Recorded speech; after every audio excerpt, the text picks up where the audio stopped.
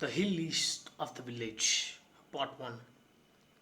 It's funny how a pleasant summer morning can turn into a raging thunderstorm, and it goes on raining for a week straight, flooding the fields, turning the paths muddy, and makes walking around, working, and playing a pain in the ass.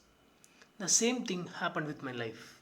Just 1 week ago, my life was a beautiful summer dream. Now it's a raging nightmare where I have lost my brother, confined within a temple, and declared mad by everyone I know. Those scoldings me and my brother got from our village elders, chasing done by the street and shopkeeper, or even the beating we got from our mom seems pleasant. We both hated our superstition ridden community, but now I will gladly trade anything to get those days back. Anything to get my brother back. 1 week ago, yes, 1 week ago, summer holidays had just begun. Last monsoon brought abundant rainfall, and even after 4 months, the ponds were full and the fishes were plenty. Our tag games were no longer limited to lunch breaks. Our lunch diet of eggs and saltless sambar was extended to quail eggs, and white mice caught on our last evening snare. We were free to fish from the ponds and hunt by the fields all day long.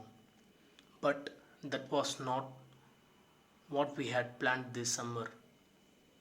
Boys our age were strictly told by the villagers to never go near the small hill east of the village, beyond the abandoned fields. Even though our hut was on the edge of the fields near the hill, our backyard was totally fenced, and our mother told us all sorts of stories to keep us away. But they never gave us any reason why we shouldn't go there. Aside from blown up rumors other children had heard from their parents, no one our age knows why everyone is forbidden to go there. So naturally, that place stoked our curiosity. We had been planning for the whole year, waiting for the summer holidays to take a trip there.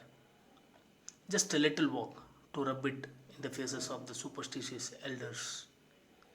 Being young and reckless, we were fools to even go near that place. When I woke up, I was lying on the temple grounds, surrounded by the villagers. A village elder was arguing animatedly with Ramu uncle, our classmate's father, near the temple gates. My left ear was throbbing like hell.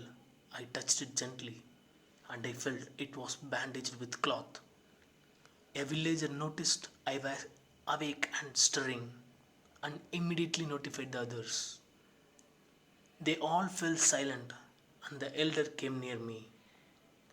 I tried to sit, but suddenly everything was spinning, and I lay down again. I screamed, "My brother!